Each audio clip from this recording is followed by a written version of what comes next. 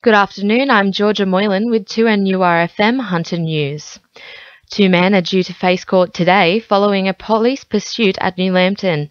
Just before 1:30 this morning, an off-duty police officer noticed two men approaching unattended cars in the car park at West Leagues Club and called for assistance.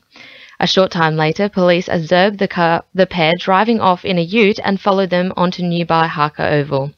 Brooke Eggleton from police headquarters says the driver tried to ram a cyclone fence surrounding the oval in a bid to escape, but the ute became stuck. Both men were arrested without incident and conveyed to Waratah Police Station.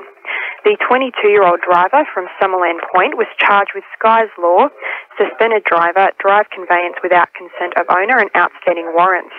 The 18-year-old from Belmont was charged with being carried in a conveyance and an outstanding warrant. Both men were refused bail to appear at Newcastle local court today. The developer, whose plan to build a function centre at King Edward Park was overturned, is disappointed in the lack of progress of the site. The Land and Environment Court deemed the former Newcastle Bowling Club site as a public recreation site, holding all proposed plans for the space. Developer Keith Stronach says the revised plans for the function centre could still be on the cards. It's a real pity for the city. That section of the park has always had a bowling club on it, and what we're doing is replacing that with a new building available for people to use and enjoy. We just need to carefully look at the judgment and to see what implications that has for the site overall. Warners Bay could see big changes to the town centre under new planning guidelines adopted by council last night. The maximum height limit for buildings was increased to 8 stories and will see new developments in the area, especially at the John Street car park site. Manager of Integrated Planning, Sharon Hope, says the guidelines need to be updated. Council has looked at the controls that have been in place for the last 10, 15 years and identified that there hasn't been much in the way of new development in Warners Bay, and that it is potentially because of the current height restrictions and the current parking requirements for new development that is holding Warners Bay back. Hunter motorists are no longer being gouged on petrol prices compared to Sydney. The ACCC's latest report has found the gap between regional and city prices around the country has shrunk from a difference of around 17 cents a litre to just under 2 cents.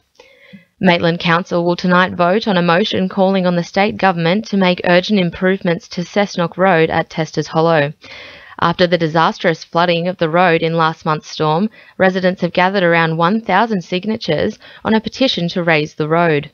Councillor Philip Penfold says the flooding is a regular occurrence at Testers Hollow. Too often the road at Testers Hollow floods. Anytime any significant rain event occurs, we feel this problem. It's not just at times of major floods like 2007 and 2015. These issues happen every few years for Testers Hollow, far more often than it should for a major road. Action now will solve that problem for the future. Residents are being welcomed to attend a free Staying Safe online program tonight at Newcastle Regional Library.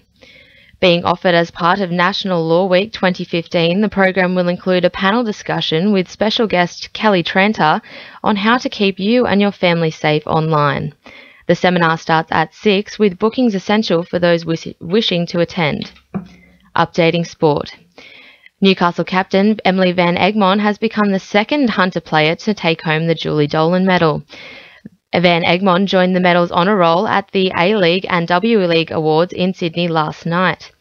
The newly crowned Women's National League Player of the Year has rejoined the Jet season this season after a year at the Western Sydney Wanderers and is certain to be named in Sydney's World Cup squad today.